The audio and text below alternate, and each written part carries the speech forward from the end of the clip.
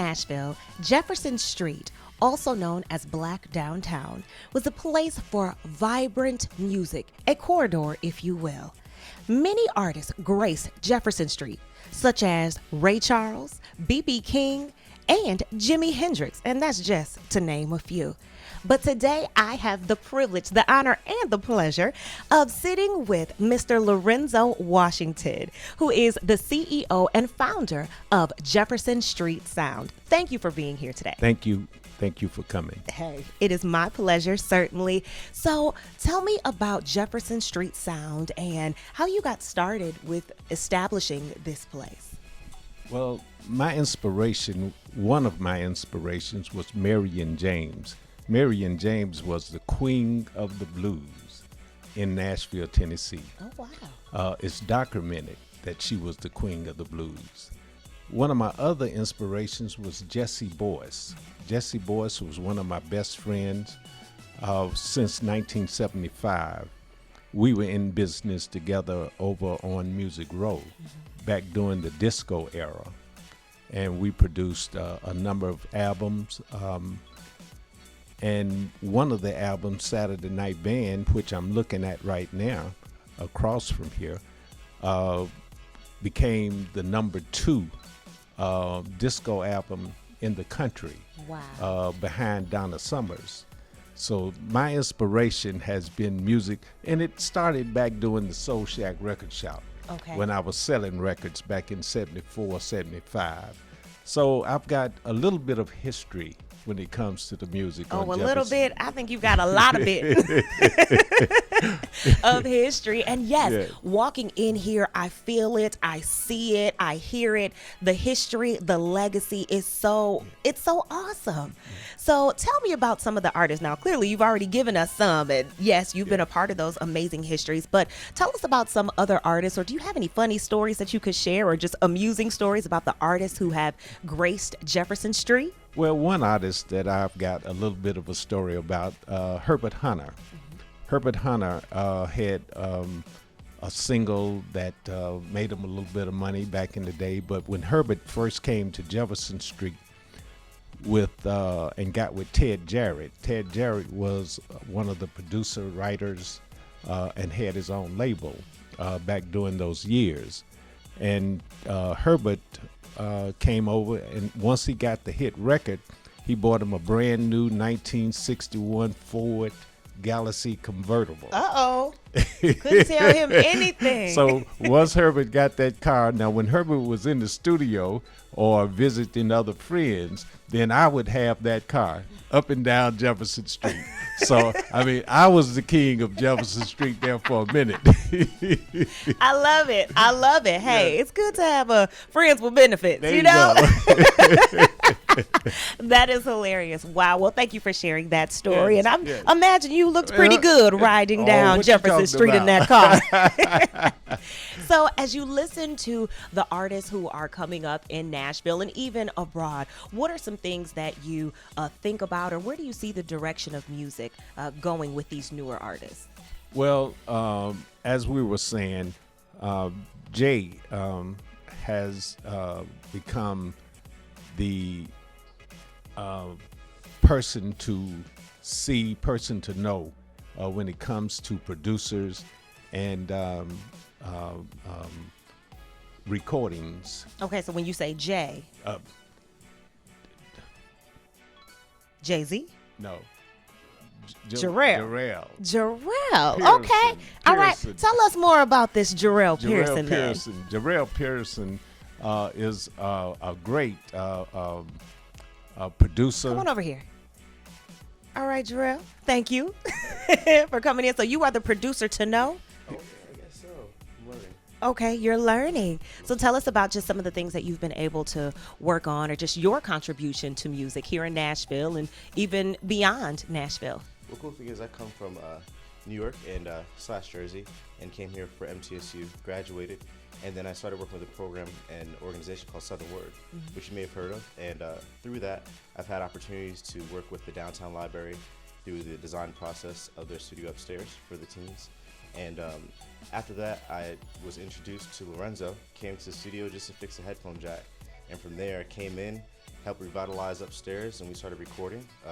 A great artist by the name of the Grits, and we've done another album there, and we're just still doing things now. And my goal here is to really keep this building and this legacy going, and to build upon that and make it thicker. And so the music's just a part of that. Okay. Awesome. So really where you see music going is it's taking you along with it. You're mentoring. We see a dual mentorship going on. That is amazing. Thank you, Jay. Okay then. Well, there goes for the future. The future is looking kind of bright. There it is. Yes. And we just Jay just produced an album, a single.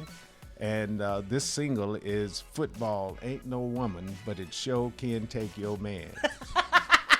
A great song, along with the Grits. Great title. Being produced here. We produced Don Adams out of here. So there has been some, and Marion James, the Back in the Day song, which we expect to be the theme song for Jefferson Street at some point. Jesse Boyce was a producer of disco music, and the disco music that Jesse was doing, he and Moses Dillard, and as I say, I ended up writing a song on one of the albums that was on the Saturday Night Band album. And Jesse Boyce was a very well-known producer with Stax. He was a part of the Muscle Shoals Horns, Muscle Shoals organization down in Muscle Shoals, Tennessee. So Jesse was a very exciting writer, artist, producer. Wow. So much legacy. I know that we could sit here for hours. I know we don't have that time now, but it will come certainly as people hear more about Jefferson Street Sound. So with the National Museum of African American Music coming up, and I see it, the museum as well as what you have here at Jefferson Street Sound, it's really about preserving. It's about building on the legacy. What are you excited about with the museum coming? Well, I am so excited. Well, when Henry Hicks first came to Jefferson Street Sound, we discussed a number of things that I could possibly help with.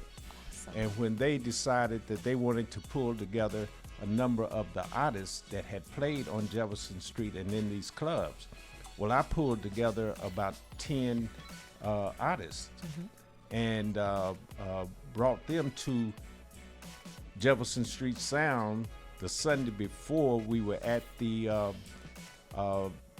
library over in J. Luby. Okay. Is it the J. Luby? I'm not sure, but at the library. Okay, at the library downtown in Metro Center. But I brought Marion James, D. Ford Bailey, Clifford Curry, Jimmy Church, and a number of the artists that had appeared on Jefferson Street. So I've got a lot of high hopes for the African American Museum, and hopefully that I would always be a part of what's taking place with the African American Museum. And I also would love to see some of my memorabilia sold in that museum, because that tree that I designed, the Jefferson Street Music Tree, will be around forever. And that tree is one of the inspirations that I had also. Okay. And that tree also gave hope to a lot of the musicians and artists that didn't make it to stardom. Okay. Because a lot of great musicians came out of Nashville and that didn't make it to stardom. Some did because most of the guys like Jimi Hendrix and B.B. King, they took musicians from Nashville that had played in these clubs. Okay. So some of the musicians and artists from back then got a chance to make it to stardom because of some of the major acts that left up out of here. Now, Jimi Hendrix left up out of here with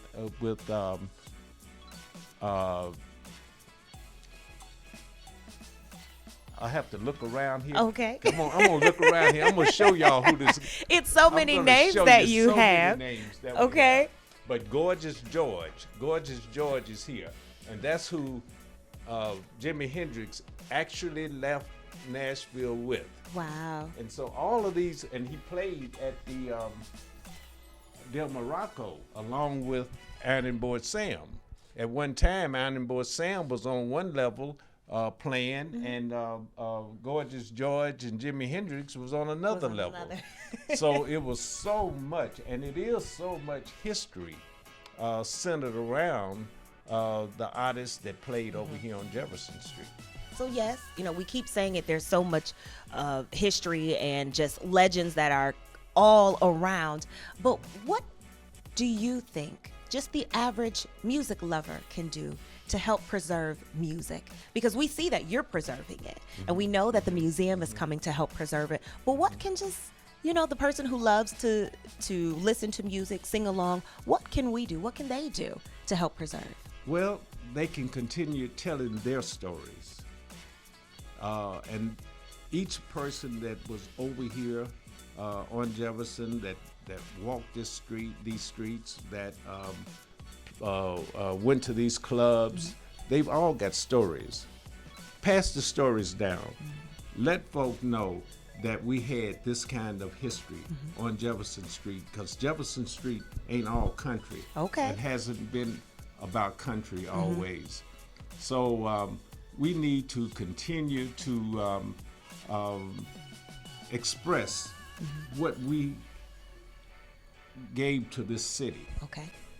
All right, so I'm hearing a lot of the oral history. We need to bring that back and share that. Well, that was awesome. Thank you so much for joining me. Thank you for allowing us to be here at Jefferson Street Sound. And for those of you who love what you've heard, love even what you've been able to see, it is the history of the Jefferson Street Sound that we want to be able to preserve, especially being able, as he partners with the museum, the National Museum of African American Music. For you to donate today, we want to make sure that you get the information that you need, and it is simply by visiting nmaam.org/donate.